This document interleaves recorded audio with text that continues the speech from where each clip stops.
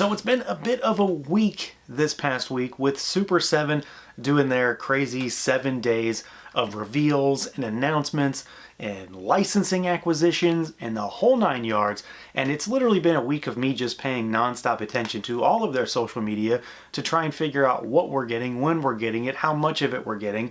And of course, they dropped a number of bombshells, a whole bunch of big reveals, some stuff that we've kind of thought about for a while, a few things that we definitely did not know about. We're going to go through them kind of, we're not going to spend hours on this, but we're going to talk about every day's reveals and just what's going on and give my general thoughts on it because it's pretty crazy stuff. So Monday, of course, was the big day. This is the one that everything's been leading up to it. And that, of course, is the ThunderTank. So we know unequivocally now that we are getting our ThunderTank from Super7 to, of course, go with our Thundercats Ultimates. And I mean, if you pay any attention to my channel, you know that this is a huge, huge thing for me. Thundercats is far and away my favorite property for many reasons, but it's something that has stuck with me for, well, 36 years at this point, and I am dying to get as much stuff as Super7 can just throw at us, basically. So this guy is going to be a 2-month-long pre-order, $450, and it is pretty massive. So they've showcased that it is at least as big as 4 of the vintage LJN Thunder Tanks, which it's not a small vehicle on its own. It's not huge, but it's not small. So this thing is absolutely massive. It's over 2 feet long.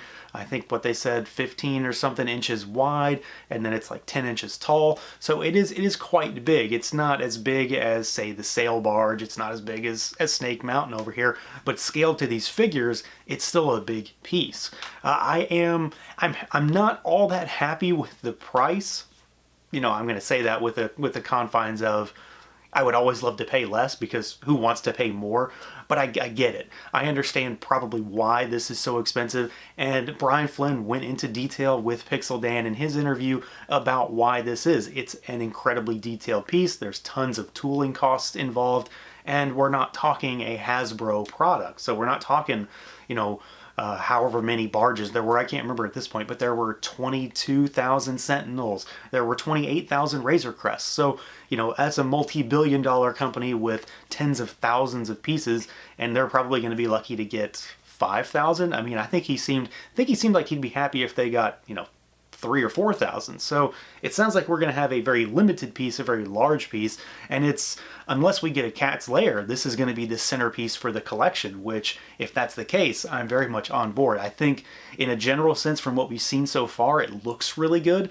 They're going for, kind of an animation accurate kind of thing, and I think they're on the right track. The big thing for me is not just necessarily the size, but what it can do. So it has moving wheels, it's got moving treads, and he went over this in Pixel Dan's interview in that it has, they're going to try to make the treads a little bit more resilient because the vintage ones are known for just disintegrating. They rarely last. So that's one good kind of advancement there. You can fit all the Thundercats in the tank. This time around, previously you could, you fit 1 in the seat and 1 in the back. This time around, you've got enough room for 4 in the back, 2 in the front, and then you've got the gun turret as well, which also will house another character, and you can take that out, and it can house whatever you want. So there is a lot of space here. It's a big piece.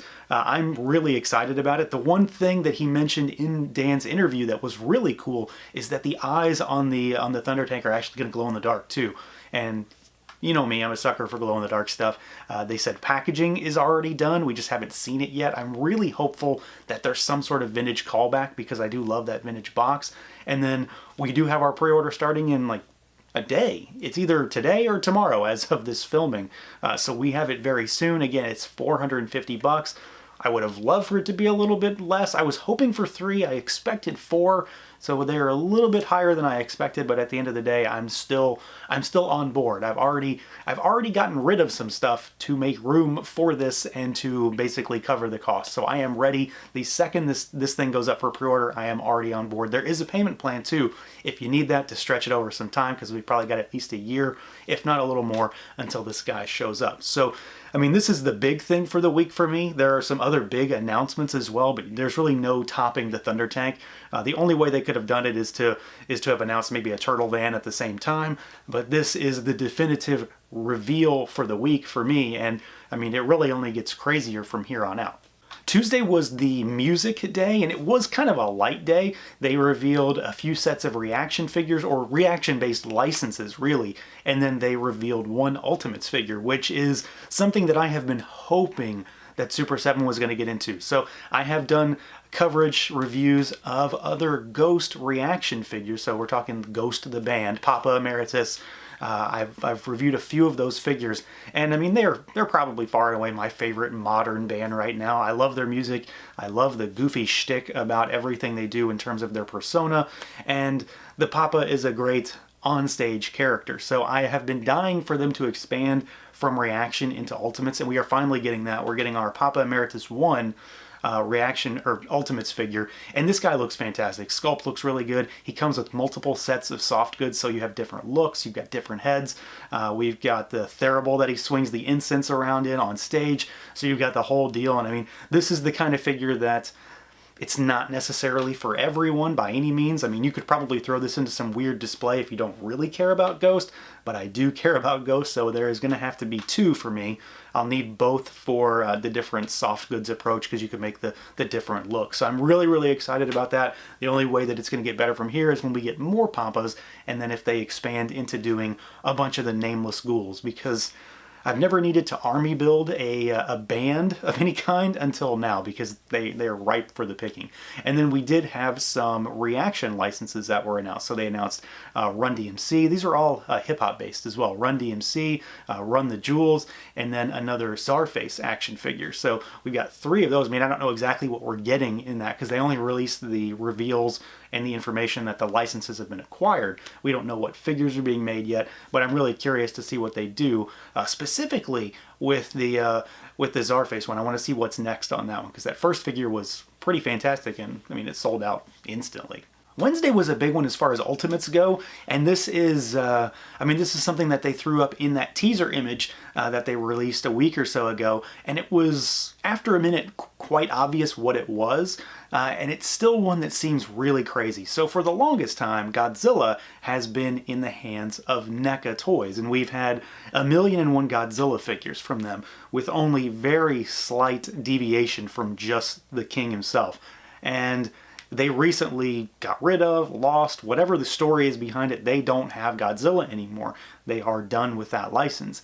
Super7 announced that they now have the license, and it's pretty crazy, because not only because, well, one company lost it and another one got it, but because Super7 has done Godzilla before. The first toy they ever did was a Godzilla vinyl 20 years ago, so it's kind of coming full circle. Brian Flynn is a you know, self-reported humongous Godzilla fan, kaiju fan. Obviously, he's a big Japanese toy fan in general, so this thing seems like it's right up their alley. We know we're going to get reaction figures, and we're going to get Godzilla Ultimate figures. But what's more interesting to me is that it's not just Godzilla, it is Toho as a whole. So we're not talking just the King, we're talking, you know, Mechagodzilla, King Ghidorah, anything, you know, anything like that. Ibira, stuff like that. Give me Hedorah, give me all that kind of stuff. Give me a big Ultimate Biollante. I want all of this stuff. The only thing that they said they don't have is King Kong, because, I mean, the rights there are obviously not Toho specific as far as I'm aware.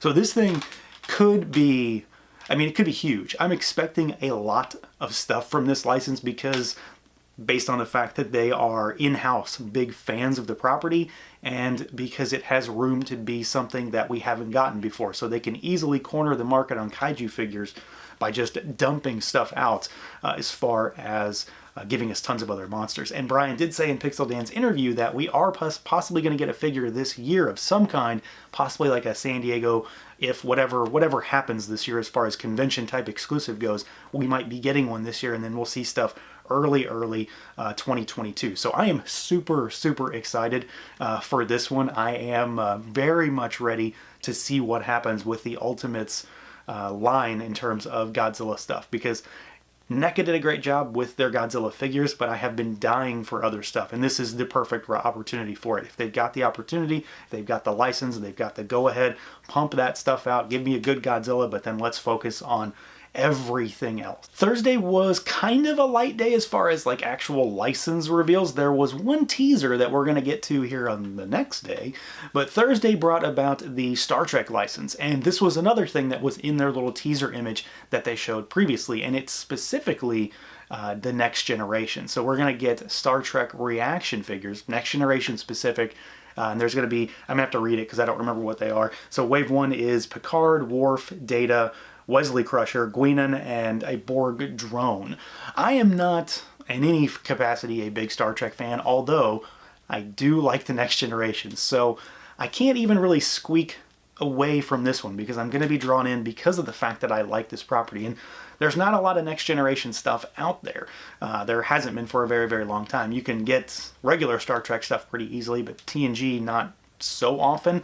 So this is something that I'm cautiously gonna dip my toe in. I love the show. It's the one that's always kind of stuck with me because I was a kid when it was on, so it's my thing. If I was a kid when it was around, then I'm pretty much tied to it. So I'm curious to see what they're going to do with this and how far they're going to go. I am really curious if they're going to do Ultimates. That might be one that I don't necessarily need in that format. I struggle to think of what they're going to be if it comes to it. I could see this easily being just one that they want to stick to reaction because I don't know if a lot of people need those big 7-inch Star Trek figures. I say that and someone's typing in their comments right now that yes they do, but we'll see. So we do have a Star Trek reaction coming. It's only a matter of time, I suppose, until we see what else happens. Friday was a big, big day, and this is the culmination of a leak that happened a long time ago, and then the expansion of a license that they've already been working with. But it's also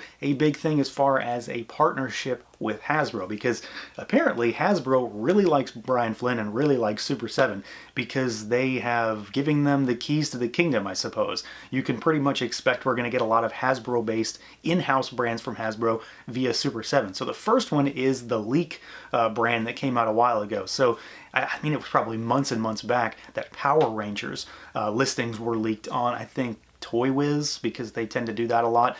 So we knew for a while that we were going to get reaction figures, but we're getting a lot more than that. So there is, and I've got a list to read again. So Wave 1 reaction is going to be Red Ranger, Green Ranger, Rita, a Putty Patroller, Pudgy Pig. Let that kind of soak in for a minute. We're getting a Pudgy Pig reaction figure in Wave 1, and a Megazord. I am very interested in. I mean, I've said a number of times on the channel that I am a huge Power Ranger fan. I've done Power Ranger cosplay a number of times. I have multiple full sets of gear. I don't do it anymore, but it has been something that I've done. So Power Rangers is very near and dear to me. Super Sentai is very near and dear to me. And of course, I was a kid when MMPR was on. So we know that SUPER7 has the Power Ranger license. They have access to it. What we don't really know is if they're going to stray too far from MMPR. Brian said in the Pixel Dan interview that they have access to Power Rangers, but the logo that they showed on the press release and the reveal is strictly the MMPR logo. I'm not too concerned about it. I mean, that's my bread and butter when it comes to Power Rangers. If they could somehow go back and do Super Sentai, which they can't, I would love older stuff, but I want them to focus on MMPR because for me as a fan, that's what I care about the most. I am, however, very curious to see what's going to happen when they release Ultimates.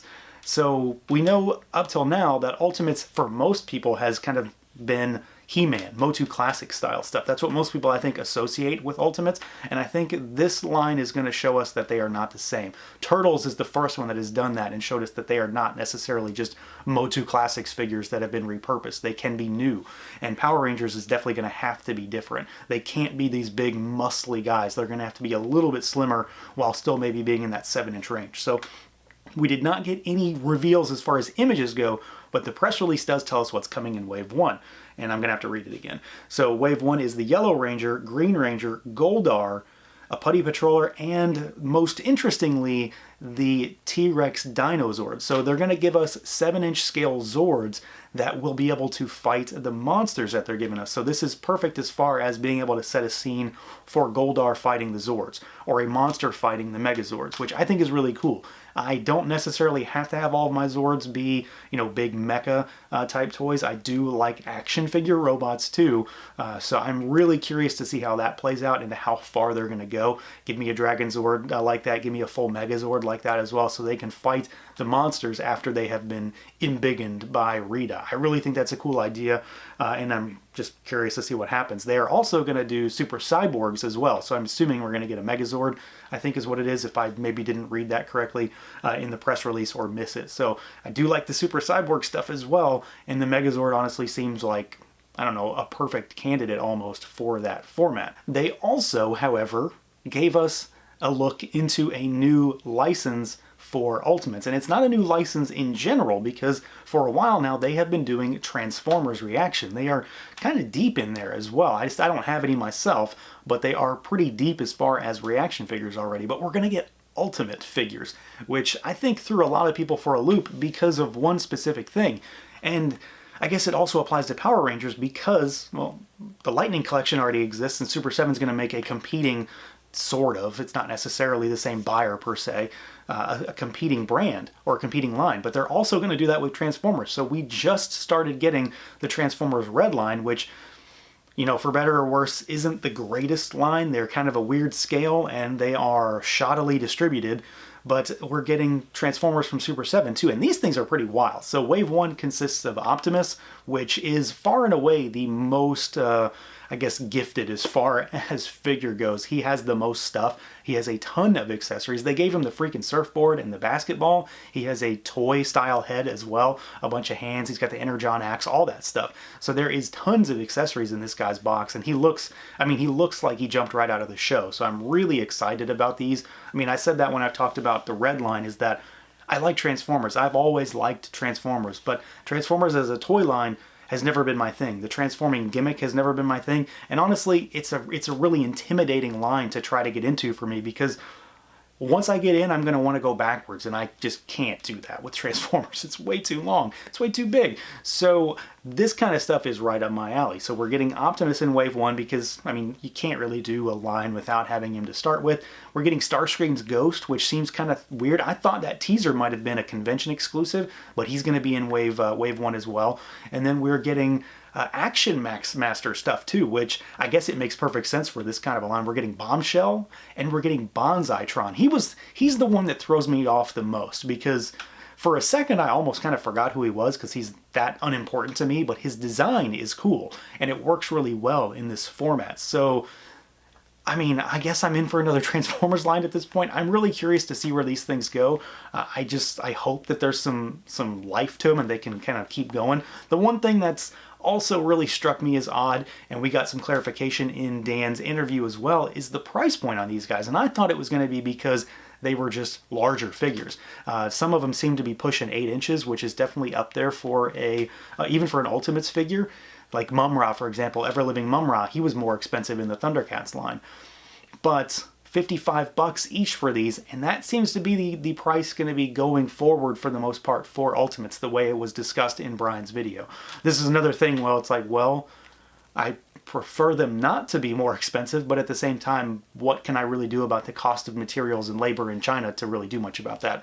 I'm not exactly happy about it, but at the same time, it was explained in a very normal and transparent way, and I appreciate that when it comes to this kind of stuff. It's not just a random price increase, there is some support for it on the back end. I don't have to like it, but at the same time, it's not going to stop my support for this line or for any of them. If if Thundercats goes up to $55 each, I'm still going to get them, because at the end of the day, this is my dream line. So I am curious to see what happens with all of the price increases, how that affects things going forward. Is stuff going to have to come out of the packages, or are less people going to buy them because of this? Only time will tell on that.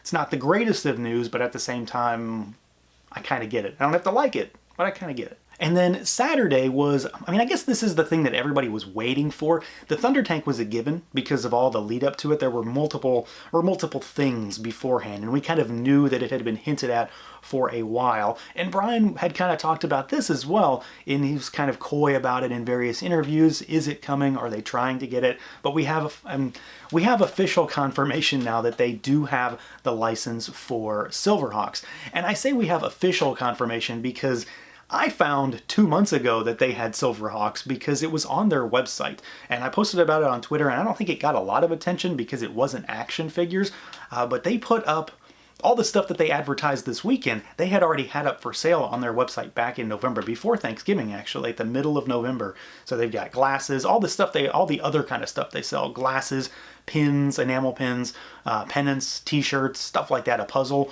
which I almost bought, but then I realized I'm not a puzzle guy and I didn't buy it. So they have a bunch of stuff already available, but they officially have confirmed that yes, we do in fact have it, and they are going to be making figures. They didn't have anything to show yet because it's still kind of early on, it seems, but we're going to get reaction and we're going to get ultimates. And Brian said in Dan's interview that we're likely going to see ultimates first, which seems surprising, but is something that I'm very much on board for. He also mentioned that unlike what we all want, these are not going to be vac metal because of how vac metal has to be used. The plastics involved, you can't vac metal PVC, you have to use ABS plastic, so that presents a problem as far as durability, as far as articulation goes. So what they're going to do is, as far as making them seem as silvery as possible, they're going to do whatever they can to make those paints metallic-y or have a nice sheen to them, things like that. So like, well, he's right here. This Golden God Skeletor looks really, really good. If they look this level, I don't think I'll be upset about it. I would always prefer vac metal, but if they can't be action figures because of that, then I don't really want them to have to go that route anyway. It is disappointing in some ways, but at the same time, I mean, that's just the physics of the toy, so I can't really be too upset about it. It's a bummer, that's about it. That's where I start and stop with it. I prefer vac metal, but if you can't do it, I mean, I can't expect them to reinvent the wheel on this. So that's kind of cool. I am really excited to see what happens with that because I never owned Silverhawks as a kid. I watched the show a little bit. I didn't get into Silverhawks until a little bit later, so I never had the toys, and most of them, as we know, do not last into today's era. So the vac metal was known for just deteriorating. Most of them look like garbage, and they are incredibly expensive on the aftermarket, so it's not something I've ever felt a need to go get. This is exactly the kind of thing that I want. It's a property that I really like. I haven't had any interest to really go back for the old toys, but I am on board for the new, especially if they're ultimates and if they're maybe going to be a new style design. I'm thinking maybe more along the lines of Power Rangers, where they maybe don't necessarily need to be super big like He-Man, because Silverhawks, most of them were not, well, all but one of the main casts of Silverhawks are not huge, and I'm pretty excited to see where this goes. They do, of course, say that reaction is coming, and they have done vac metal reaction before, so I imagine we're probably going to get that. And if that's the case, if that's the trade-off, I am fine with that. I think it's going to be great, and I'm really, really curious just to see how far that goes, because Silverhawks doesn't have the hugest cast of characters. Like, it's not overwhelmingly large. It's not Motu. It's not even Thundercats. It has a much smaller cast of characters. So I'm really hopeful to see where this one goes. And then the last day was, well, today, as I'm filming this today, is the announcement that in September of 2021, just in time for my birthday, they are going to have the 20th anniversary celebration for Super7. So it's going to be, they didn't give any specifics. It's a month-long set of reveals and drops and acquisitions and licensing partner deals, the whole deal. So everything we got today, it sounds like we're going to get even more of it, 8 months from now. So that's not the biggest news, but it's a cool thing to look forward to. And I am pretty much kind of over the moon with everything we've gotten this week. There is not a single thing that's really left me scratching my head. It's all been just like, okay, yeah, you've got one more thing that I want. Okay, you've got another thing that I want. Okay, when can I sign up for the Thundercats tank pre-order? Like, it's all of this stuff. Like, this is the stuff that I really, truly want. There are a few things that, maybe are kind of a bummer. The ThunderTank price it's higher than I wanted, but like I said, I've already got it ready to go. I'm ready for that tank. I don't know where I'm going to put it yet because all of my big space is taken up by these two monsters back here. but I am so excited to see this thing in person, to see what it can do, to see exactly what they were able to make out of it. Power Rangers is just the craziest license for me. It seems out of left field for Super 7, but I am curious to see how they can make Lightning Collection kind of, take a back burner for me. Can they make something better than Lightning Collection for me? Transformers, not a huge Transformer toy guy, but I would love to get more Transformers action figures. It's the kind of thing that I really want. Again, we are going to see a bit of a price increase as well, which is another one of those, it's kind of a bummer thing, but at the same time, I'm still on board for this stuff. I'm so excited to see where all of these licenses go. I really just can't wait to see more. And of course, we're gonna get probably more news around what would have been San Diego Comic-Con time, because that's not happening still, right? And then we will get more news in September. So a lot of stuff to soak up this week, a lot of news to take in, but it's going to be, like the Fwoosh said in an article a couple weeks ago, this is going to be the year of the Ultimates. And it was kind of prophetic because this hadn't been announced yet by then, and it's like, yes, this is going to be the year of the Ultimates. Everything that you have ever wanted seems like it's coming into play, and we're finally going to get it. We're going to get tons more Thundercats, we're getting more Turtles, we're getting Silverhawks, we're getting Transformers, we're getting Ghost. I'm getting Ghost. I don't know about you, but I'm getting Ghost. And we're getting Power Rangers. We're getting all of it, the whole 9 yards, and it sounds like we're going to get even more. I'm curious what they're going to do with this Hasbro license. Are they going to be able to plumb the depths of unused Hasbro properties that haven't been touched in a long time? Give us things that have not been on store shelves in decades. I'm curious to see where this thing in particular goes. So that's as far as I'm going with this video. Let me know what you guys think about all these reveals. What do you think of that ThunderTank price? What do you think about the Ultimates price hike? What do you think of all these licenses? I would really like to know everybody else's opinion in addition to my own. So yeah, that's it, guys. I'll catch you next time.